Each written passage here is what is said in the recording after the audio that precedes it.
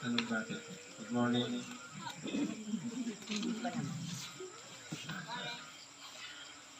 Isang mapagpalang gabi sa bawat isa sa atin.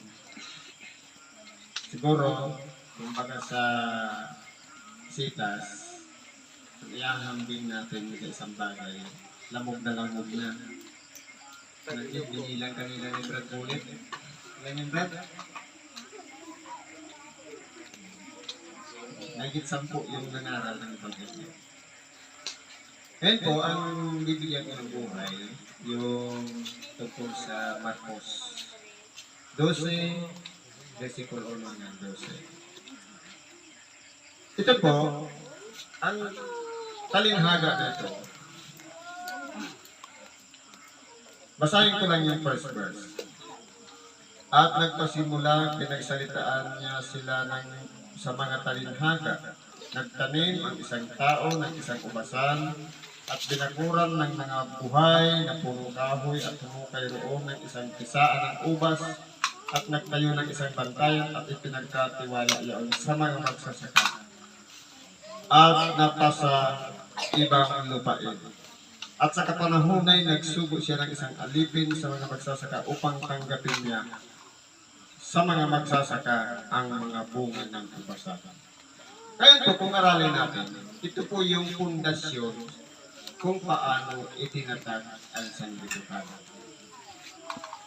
Ngayon, dahil po ang Diyos nais niya paramihin ang tao, magmula sa unang tao, si Adan at Eva, ang sabi sa kanila, kayo'y magpalaanakin. Ibig sabihin, paramihin ang lahi. Pero noon, may tagubilin na kay Adam, walang iba ang salita ng Diyos. Nabuhay po si Adam sa salita ng Diyos. Nakuha naman ni Seth at ganoon din ng mga salinlahi hanggang sa lumabas. O kumbaga, napagtibay na, kapanahunan na, para yung may-ari ay tumanggap ng isang bagay kung ano yung pakikinabangin niya doon sa kanyang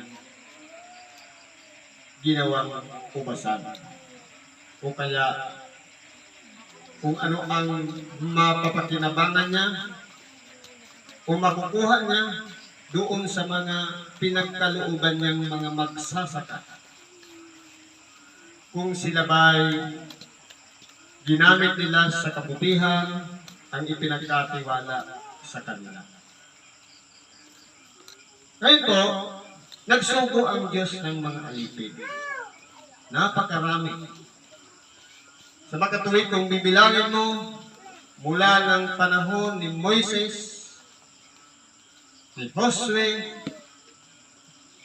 ni Naaman, ni Samuel, napakaraming propeta sa makatuwid bagay yung tinatawag na alipin upang ang tao ay makilala ang Diyos at magbalik loob sa Diyos. Pero ano po ang ginawa nila? Sa halip na pakinggan nila ang aral na ipinahayag ng mga propeta, kanila pong itinakwil. Ang iba sa kanila ay pinagpapatay. Kaya po, dumating ang panahon na kumbaga, inubos na ng Panginoong Diyos na Ama natin ang lahat ng mga propeta sinugo hanggang kay Juan Bautista. Pero ano pang nangyari kahit si Juan Bautista? Nalalakad sa unahan ng mukha ng ating dakilang Panginoon dahil lamang sa isang katuwaan sa kaarawan ni Herodias, ipinapugutan ng ulo si Juan Bautista. Ngayon, ano pa ang gagawin ng may-ari ng ubasan? Dahil ang nalapit ng mga magsasaka, nasa halip sana, na kumbaga matuwa ang may-ari. Kumbaga makita niya na may bunga yung pagpapadala na niya ng mga alipin, pero kanilang ipinapapatay hanggang sa dumating ang panahon. Siguro naisip niya, susuguin ko ang aking anak. Marahil siya'y kanilang igagalang. Pero ano pong ginawa sa kanyang bugtong na anak? Hindi po siya kinilala ng mga tao doon sa Israel. Sapagkat napakarami noon, mga matatalino, matataas ang kalagayan, may mga posisyon, mga eskribas na nagsipag-aral, parisiyo. Hindi po nila kinilala ang aking dakilang Panginoon. Kaya ano po nangyari? Sa pamagitan po noon, ang ating dakilang Panginoon ay pinaratangan nilang may demonyo. Pero kung susuriin natin, yung mga mahalagang tao, kahit sa panahon ngayon, hindi natin kilala si Kristo. Dahil sa panahon ngayon, punong-puno na tayo ng mga bagay na likha dito sa ibabaw ng sanlibutan. Na dapat sana, halimbawa ngayon, oras ng pagsimba o pagsamba, nasaan ang tao? Bilangan mo ang tao sa loob ng simbahan, kung gaano karami, at bilangan mo ang tao sa loob ng sabungan, kung gaano. Alin ba doon ang nakahihigit? Iparehas naman yung may Kristo. Hindi ba? Padi-padi-pali pa yung isa. Pero, mas pinahalagahan nila yung Kristo ng sanlibutan ito. Pero yung sinugo ng ating Amang nasa langit, sa makatuwid bagay ang bugtong na anak ng Diyos, ang ating dakilang Panginoong Hesus Kristo, mabuti pa yung mga tao na inaalihan ng mga masasamang espiritu, kilalang kilala ang ating dakilang Panginoon. Pero yung mga eskribas at mga parisiyo, anong ginawa nila? Humahanap sila ng paraan kung paano nila masisilo ang ating dakilang Panginoon sa pamamagitan ng pagsasalita. Kaya, kung magawain sila, pero hindi po sila makalusot sa ating dakilang Panginoon. Sapagkat, ang kapanahunan po ng kamatayan ng ating dakilang Panginoon ay nakaprograma po yan. Kinakailangan ang lahat ng mga nakahula na inihula ng mga propeta, dapat muna lahat ng yan ay mangyari bago siya ibitin sa isang punong kahoy. Para matupad lahat ng nasusulat, upang sa ganon, kung sino man ang propeta na nagsulat ng mga hula patungkol sa ating dakilang Panginoon, ay makilala na yun ay totoo, na ang propetang yun ay galing sa Diyos.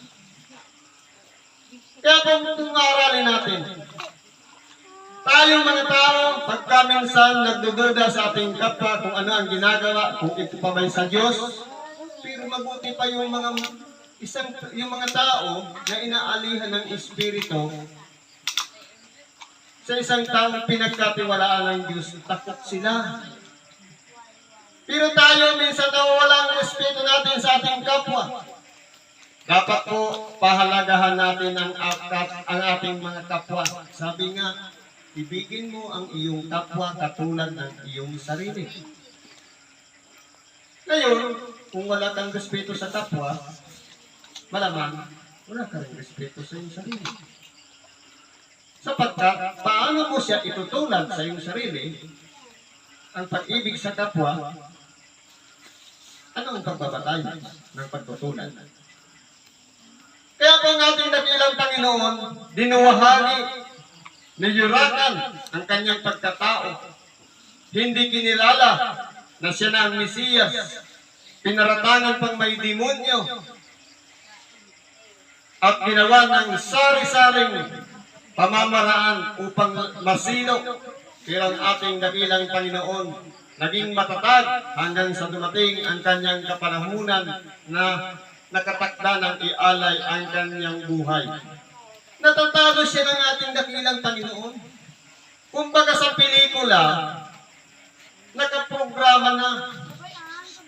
Isinulat ng mga propeta ang script. Gagawin na lang ng ating dakilang Panginoon actual. Na tunay talagang lalabas ang dugo sa kanyang katawan. Anong ginawa? Nangagkaisa ang mga eskribas, ang mga parisiyo, ang mga matatanda ng bayan, pati mga Romano. Mabuti pa si Pilato, gusto niya pang makailag doon sa dugo ng ating dakilang Panginoon. Kaya anong ginawa niya? Naghugas siya ng kanyang kamay. Pero po, yung mga parisiyo, mga matatanda ng bayan, sila po ang gumawa ng paraan na kung sino pa yung malapit sa ating dakilang Panginoon na siyang may tanga ng supot, si Judas Iscariote, siya pa ang ginamit para lamang hulihin ang ating dakilang Panginoon sa pamamagitan ng 30 pirasong pilak. Bakit idinaan pa sa halik? Sapagkat ang mga Hudyo noon magkakamukha, pare-parehas ang hitsura. Pag tinignan mo sa mukhaan, hindi mo makikilala doon kung sino doon si Jesus, sapagkat sila'y magkakahawi. Kaya idinaan nga sa halik ni Judas. Pero ano ang ginawa ni Pedro? Ipinagtanggol niya pa ang ating dakilang Panginoon. Hinugot niya ang kanyang tabak at tinaga ang isang kawal, si Malco. Pero dahil po doon, sabi ng ating dakilang Panginoon, Pedro, isalong mo ang iyong tabak. Ibig sabihin, nakatakda na talaga. Nararamdaman na ng ating dakilang Panginoon. Nung siya'y manalangin, sabi niya, Panginoon, o Diyos, kung maaari sana'y lumagpas sa akin ang sarong ito.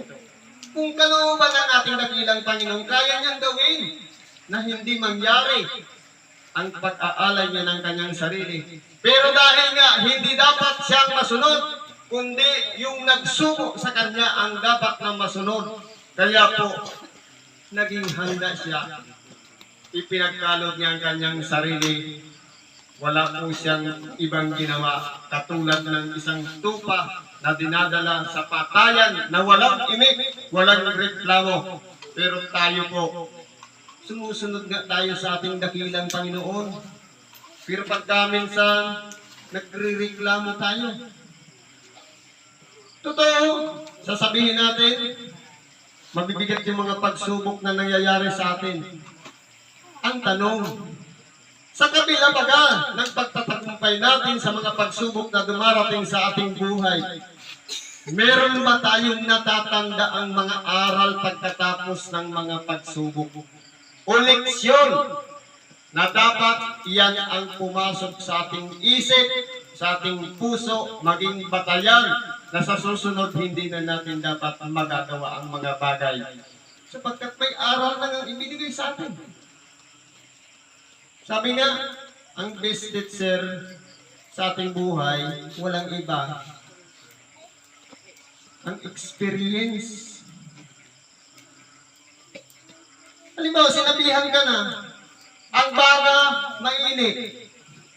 Ayaw mo maniwala.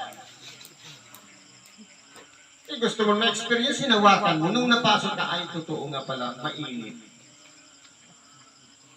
Ganyan po tayo.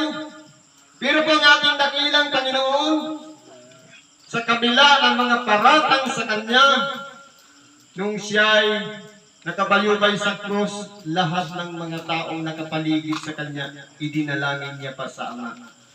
Kahit yung mga kawal na nagsapalaran ng Kanyang balabal, pati yung Kanyang tunika na hinabi, sapagkat yun ay buo at sa palaran ng mga kawal,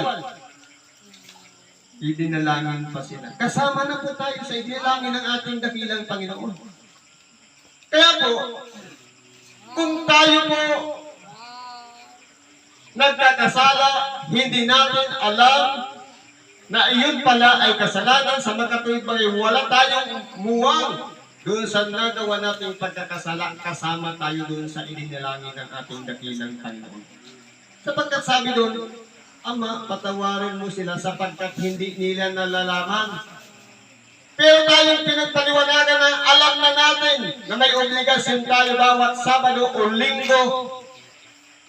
Meron na po tayong pagkakasala sapagkat paglabag na po ang tawag doon.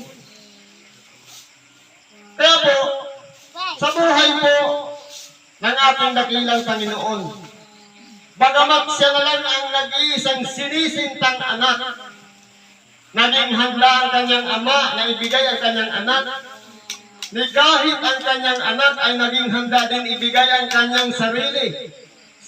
Kaya po, sana pumasok sa ating puso, sa ating pag-iisip, na kung yung ama nga ipinagkaloob ang kanyang anak at yung anak ipinagkaloob niya ang kanyang sarili, ano kaya ang magiging bunga nito sa buhay natin?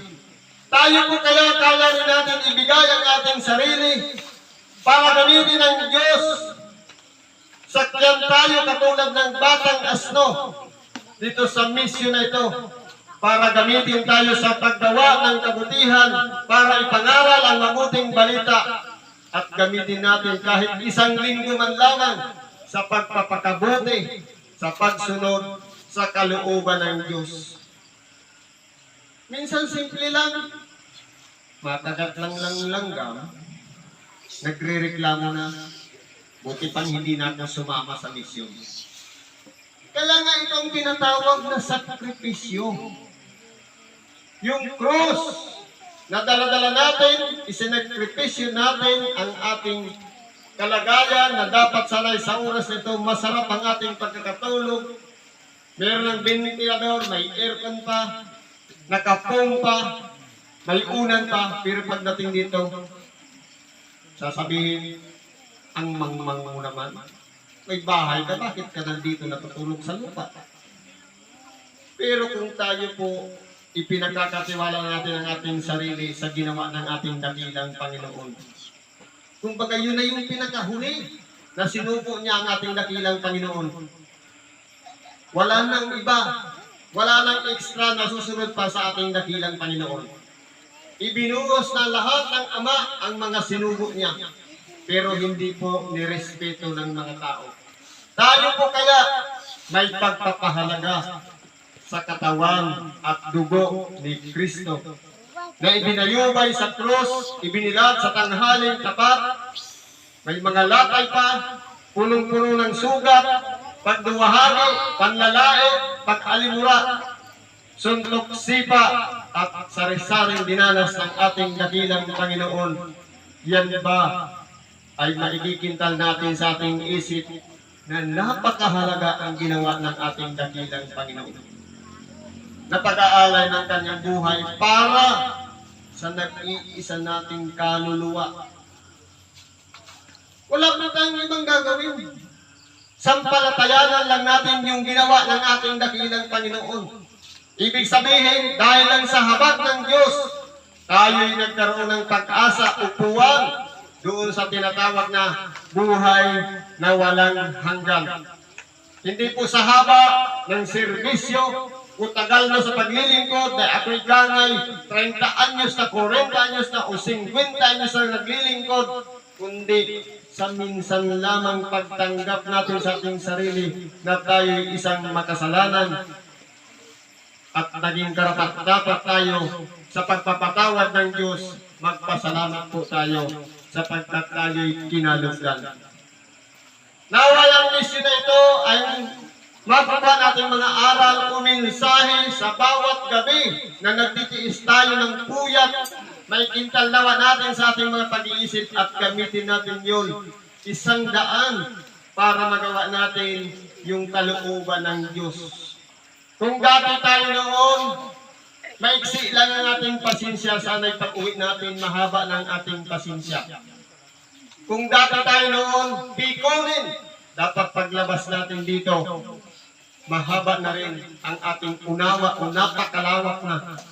At kung tayo man po, yung dati pang pagkatao, naway itong mission na ito ang maging daan na maging na tayong isang bagong nilalang, bagong mukhang lalabas dito sa mission na ito at makikisalamuha na naman tayo sa labas na hindi na tayo katulad ng dati na walang pagpipigil sa sarili. Kaya po, ang Diyos po, sa pamamagitan ng kanyang mga sinugo, lahat yun importante. Alin kaya doon sa atin ang pinaka-importante? Wala pong iba, yung mga iniwan ng ating dakilang Panginoon na mga aral o tinatawag na salita ng Diyos. Yan po ang dapat nating basahin, aralin, at pagnilay-nilayan sa bawat oras ng ating buhay. Bago man tayo matulog, manalangin tayo sa Kanya, magbasa ng banal na kasulatan. Pagkagising, ganun din. Bawat alis, makipag-ugnayan muli. Kapag may gawain, palaging makipag-ugnayan. Sabi nga, always connected kay Lord. Paano kapag dumating na yung mga problema? Minsan, doon lang pumapasok yung pagkukunik. Dapat everyday. Sabi nga, sa mga bandera natin, love God above all. Higit siya sa lahat. Mas higit siya sa magulang, sa anak, sapagkat sabi ng ating dakilang Panginoon, ang umibig sa kanyang ama, ina, anak, o sa kahit kasamahan man sa bahay ng higit kaysa sa akin ay hindi karapat-dapat sa akin. Kaya priority natin ang ating dakilang Panginoon bago yung ating mga magulang. Manalangin na lang tayo sa umaga. Yun na yung pamamaraan, makaugnay tayo sa Diyos. Kaya po, sa mga mensahe ngayon, itong pangalawang aralin na aking binasa, ang pinaka-importante po dito. Bagamat inubos na ng ating Ama ang lahat ng kanyang isinugo, sana kung hindi man tayo naniwala o sumampalataya sa sinabi ng mga propeta, kahit doon na lang sa nag-iisang anak na kanyang sinugo sa makatuwid bagay sa ating dakilang Panginoong Hesukristo. Dahil siya lamang po ang tanging daan, siya lamang po ang tanging katotohanan, at siya po ang ating magiging buhay mula ngayon hanggang sa paglabas natin dito sa puok na ito. Ang Diyos lamang na dapat natin sinasampalatayanan sa pamamagitan ng pagtatalog niya ng kanyang bugtong na anak upang tubusin tayo, naway bigyan natin ng pagpapahalaga ang pagtubos na yun. Bagamat tayo taon-taon nagsiselebrate, hindi ibig sabihin paulit-ulit na pagpapatawad, kundi sa minsan lamang na ginunita natin ang ating dakilang Panginoon. Siniselebrate lang natin ang kamatayan ng ating dakilang Panginoon. Hindi para alalahanin lang o isipin, kundi ano yung maibabahagi natin na sakripisyo para naman kahit paano gumaan-gaan yung sakripisyong dinanas ng ating dakilang Panginoon sa pamamagitan ng pagsasakripisyo natin para din sa ating mga sarili. Kaya tayo nandirito. Magkakaiba-iba ang pinanggalingan, pinagsama-sama sa lugar na ito dahil yan po ang tinatawag na kalooban ng Diyos. Dahil kung sarili natin kalooban, wala po tayo dito. Siguro hanggang diyan na lang muna yung mababahagi natin sa gabing ito. Salamat at pagpalain tayo ng Diyos.